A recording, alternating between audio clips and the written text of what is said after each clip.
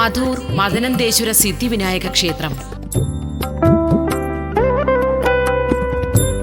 പ്രധാനമൂർത്തി ശിവനെങ്കിലും ഉപദേവനായ ഗണപതിക്ക് പ്രധാനമൂർത്തിയേക്കാൾ പ്രാധാന്യം കൽപ്പിക്കപ്പെടുന്നതിനാൽ മധൂർ മഹാഗണപതി ക്ഷേത്രം എന്നറിയപ്പെട്ടു വരുന്ന ക്ഷേത്രമാണ് മധൂർ മദനന്തേശ്വര സിദ്ധിവിനായക ക്ഷേത്രം. കാസർഗോഡ് ജില്ലയിലെ മധൂർ പഞ്ചായത്തിലാണ് മധൂർ സിദ്ധിവിനായക ക്ഷേത്രം സ്ഥിതി ചെയ്യുന്നത്. കാസർഗോഡ് ടൗണിൽ നിന്നും 6 കിലോമീറ്റർ വടക്ക് കിഴക്കായി സഞ്ചരിച്ചാൽ മധൂർ സിദ്ധിവിനായക ക്ഷേത്രത്തിൽ എത്തിച്ചേരാവുന്നതാണ്.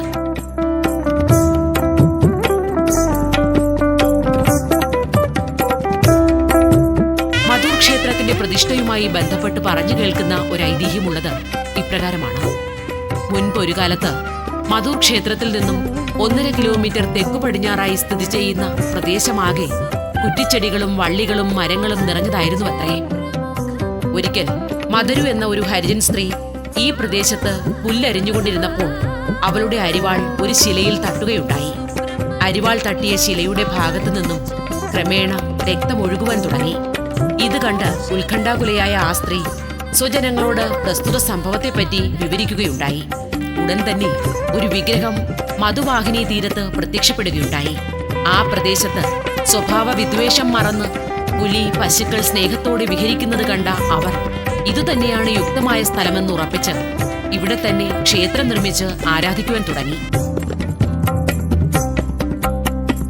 മധുവാഹിനി തീരത്ത് പ്രത്യക്ഷപ്പെട്ട ശ്രീദേവന് രാജാവ് തങ്ങളുടെ പ്രാർത്ഥന പ്രകാരം ക്ഷേത്രം പണിത് ക്രമാനുഗതമായ പൂജാതി കാര്യങ്ങൾ യുക്തമാം വിധം നടത്തുവാനുള്ള വ്യവസ്ഥകൾ ചെയ്യുകയും ക്ഷേത്രത്തിന് തന്ത്രിവര്യന്മാരെയും പൂജാരികളെയും നിയമിക്കുകയുമുണ്ടായി.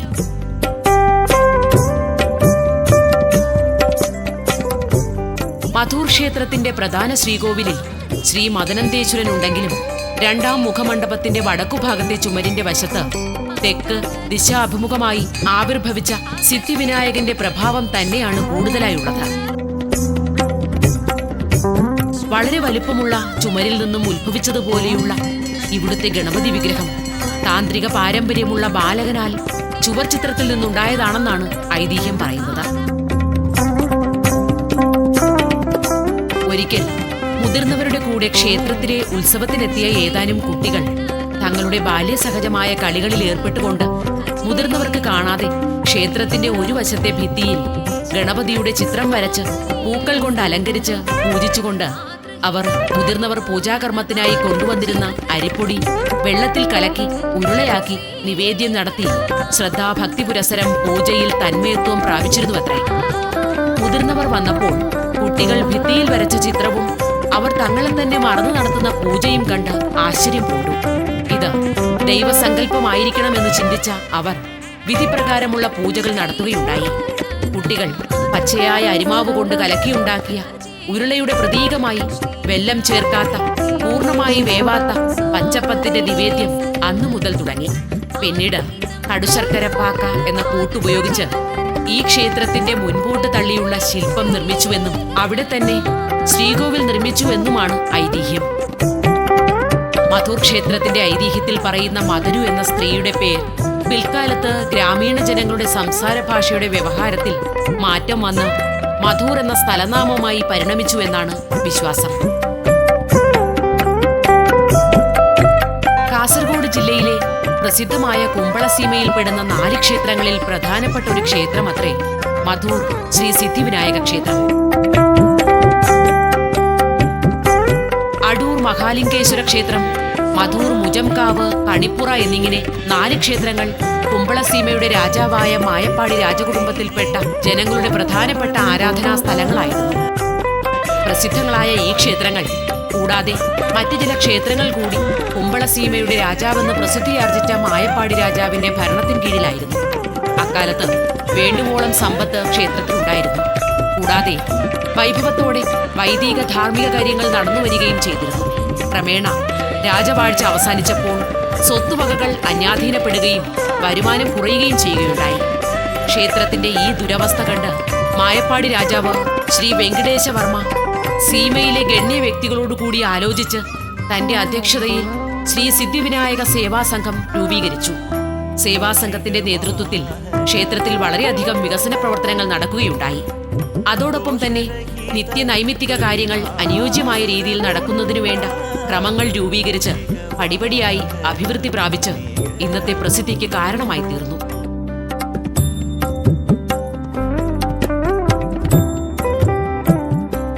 സ്കന്ദപുരാണത്തിലും ബ്രഹ്മാണ്ഡ പുരാണത്തിലും മധു സിദ്ധിവിനായക ക്ഷേത്രത്തെക്കുറിച്ച് പരാമർശിക്കുന്നുണ്ട്.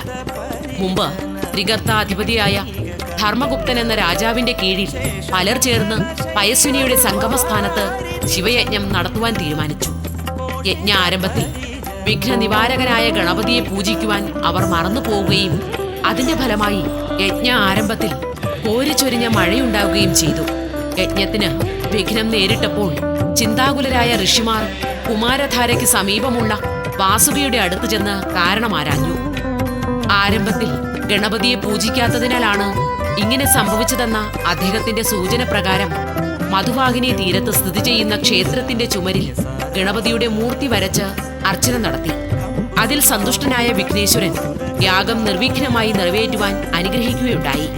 ആ ചിത്രമാണ് പിന്നീട് ബൃഹത്തായി വളർന്ന് മൂർത്തിയായി പരിവർത്തനം പ്രാപിച്ചതെന്നാണ് സ്കന്ദപുരാണത്തിലെ പരാമർശം.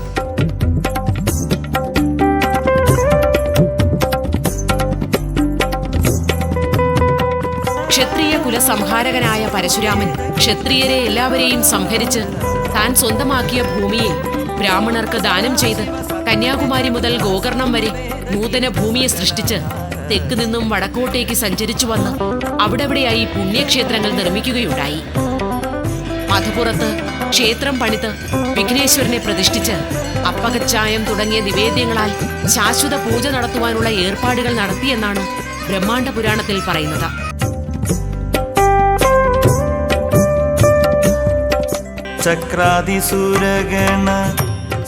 ക്രിസ്തുവർഷം 1784 ടിപ്പു സുൽത്താൻ കുമ്പളസീമയിലെ തന്റെ ആക്രമണത്തിന്റെ ഭാഗമായി മധൂർ ക്ഷേത്രത്തിലെത്തുകയും ക്ഷേത്രത്തിന്റെ ഗോപുരം, ശ്രീകോവിൽ എന്നിവയ്ക്കെല്ലാം കേടുവരുത്തുകയും ചെയ്തു. ഇതിനിടയിൽ ദാഹം കൊണ്ട് ക്ഷീണിതനായ അദ്ദേഹം ഇവിടെയുള്ള കിണറിൽ നിന്നും വെള്ളം കോരി കുടിക്കുകയുണ്ടായി. അനന്തരം മാനസിക പരിവർത്തനം വന്ന അദ്ദേഹം ആക്രമണം നിർത്തി വന്നതിന്റെ തെളിവായി തന്റെ കഠാര കൊണ്ട് ചന്ദ്രശാലയുടെ മേൽക്കൂരയുടെ പടിഞ്ഞാറേ അറ്റത്ത് ഒരു ക്ഷതമേൽപ്പിച്ച് മടങ്ങുകയും ചെയ്തു.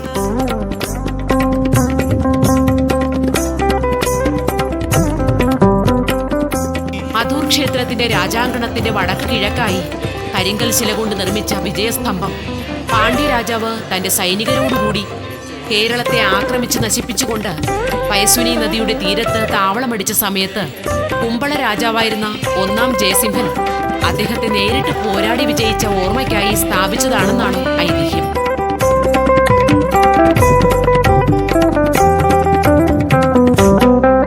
മധൂർ ക്ഷേത്രത്തിലെ മണ്ഡപങ്ങളുടെ മേൽഭാഗത്തായി നവഗ്രഹങ്ങളുടെ മനോഹരമായ രൂപങ്ങൾ ആലേഖനം ചെയ്തിരിക്കുന്നു. നമസ്കാര മണ്ഡപത്തിന്റെ മേൽഭാഗത്ത് ചുറ്റിനും പുത്രകാമേഷ്ടിയിൽ തുടങ്ങി സീതാ സ്വയംവരം വരെയുള്ള രാമായണത്തിലെ ചിത്രങ്ങളുടെ അപൂർവമായ കൊത്തുപണികൾ ആലേഖനം ചെയ്തിട്ടുണ്ട്.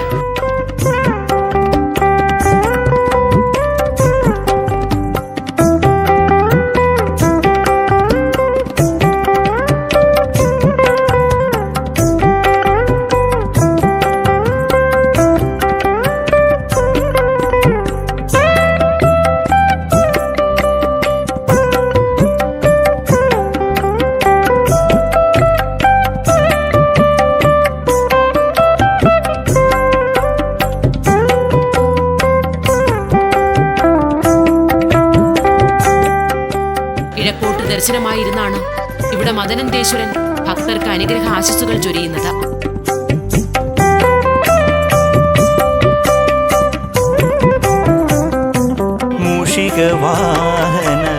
നിത്യേന 3 പൂജയും ശീവേലിയുമാണിവിടെ.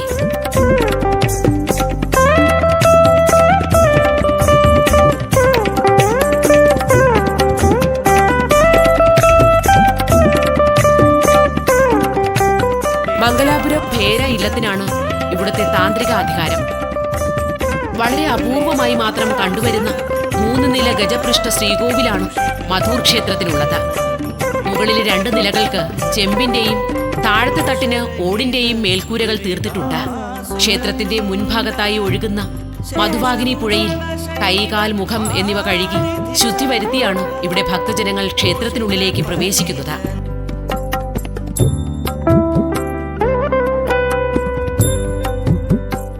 തന്നെ പൂജിച്ച് നേർച്ച പ്രാർത്ഥിച്ച ഭക്തജനങ്ങളുടെ അഭീഷ്ടകാര്യങ്ങൾ നിറവേറ്റുന്ന ദേവനാണ് മധൂർ മഹാഗണപതി.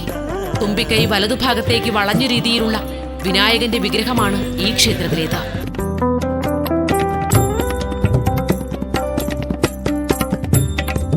ഉദയാസ്തമന പൂജയും ഗണപതിക്ക് അപ്പവുമാണ് മധൂർ ക്ഷേത്രത്തിലെ പ്രധാന വഴിപാടുകൾ. മധൂർ വിനായകന്റെ ഇഷ്ട നൈവേദ്യമാണ് പച്ചപ്പം. ഒരു പച്ചപ്പം എന്നാൽ 5 നാഴി അരിപ്പൊടിയിൽ ഉണ്ടാക്കുന്നതത്രേ. മുൻപ് കുട്ടികൾ ശ്രദ്ധാഭക്തിപൂർവം പൂജിച്ച് വേവിക്കാത്ത അരിപ്പൊടി കലക്കി പ്രഥമമായി ഗണപതിക്ക് സമർപ്പിച്ച പ്രിയമുള്ള നൈവേദ്യമാണ് പച്ചപ്പം.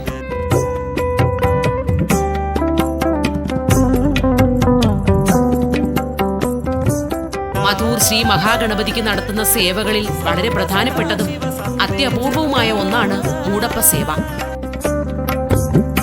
ഇതിന് ആദ്യം ശ്രീ മഹാഗണപതിയുടെ ശ്രീകോവിലിനുള്ളിൽ കരിമ്പുകൊണ്ട് വേലി നിർമ്മിച്ച് അതിനുള്ളിൽ 16 മൂട അരിയുടെ അപ്പവും 1 മൂട അരിയുടെ പച്ചപ്പവും 108 തേങ്ങയുടെ അഷ്ടദ്രവ്യവും നിറയ്ക്കുന്നു. ഇടയ്ക്കിടയ്ക്ക് തേൻ, കൽക്കണ്ടം, നെയ്യ് എന്നിവയും ചേർക്കുന്നു. ഇവയെല്ലാം വിഗ്രഹത്തിന്റെ നാവിൻ തുമ്പ് വരെ വ്യാപിക്കുന്നു. ഫലപുഷ്പങ്ങളാൽ അലങ്കരിച്ച് പൂജിച്ച് പ്രാർത്ഥിച്ച് കവാടം ബന്ധനം ചെയ്യപ്പെടുന്നു. പിറ്റേ ദിവസം രാവിലെ വേദപാരായണത്തോടുകൂടി കവാട ഉദ്ഘാടനമാണ്. ഇതിനുശേഷമാണ് മഹാഗണപതിയുടെ ദർശനം. ശേഷം സമർപ്പിക്കപ്പെട്ട അപ്പം തുടങ്ങിയ നിവേദ്യങ്ങൾ കൂടിയിരിക്കുന്ന ഭക്തർക്കായി വിതരണം ചെയ്യപ്പെടുന്നു. രാത്രി ഉത്സവം നടന്ന് അരിയിടൽ ചടങ്ങോടെ ഈ സേവാഭാഗ്യം പൂർണ്ണമാകുന്നു. മുഖ്യമൂർത്തികളായ ശിവനെയും വിനായകനെയും കൂടാതെ കാശി വിശ്വനാഥൻ, ശാസ്താവ്, ദുർഗ, സുബ്രഹ്മണ്യൻ, ഹംസരൂപി ശിവൻ, വീരഭദ്രൻ എന്നിവർ ഉപദേവന്മാരായും ഈ ക്ഷേത്രത്തിൽ കുടികൊള്ളുന്നു. വിഷു സംക്രമത്തിന് കൊടിയേറി 5 ദിവസത്തെ തിരുവുത്സവമാണ് മധൂർ ക്ഷേത്രത്തിലെ പ്രധാന വിശേഷ അവസരം. 4ാം ഉത്സവത്തിന് മൂലസ്ഥാനത്ത് വെടിക്കെട്ടുത്സവവും 5ാം ഉത്സവത്തിന് ആറാട്ടും നടക്കുന്നു.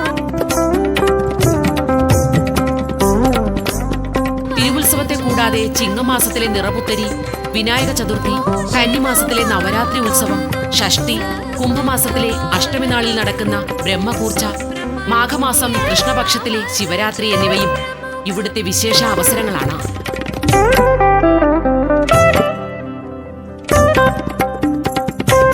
ചൈത്ര വൈശാഖ മാസങ്ങളിൽ ദിവസവും രാത്രി മഹാപൂജയ്ക്ക് ശേഷം ശ്രീഭഗവാന്റെ എഴുന്നള്ളിപ്പ് കഴിഞ്ഞ് നമസ്കാര മണ്ഡപത്തിൽ അലങ്കരിച്ച തൊട്ടിലിൽ തിടമ്പ് മൂർത്തിയെ വെച്ച് പാനകം പരിവാരാദികളോടുകൂടി പഴവർഗ്ഗങ്ങളുടെ നിവേദ്യത്തോടു കൂടി നടക്കുന്ന വസന്തപൂജയും മധൂർ ക്ഷേത്രത്തിൽ നടന്നുവരുന്നു.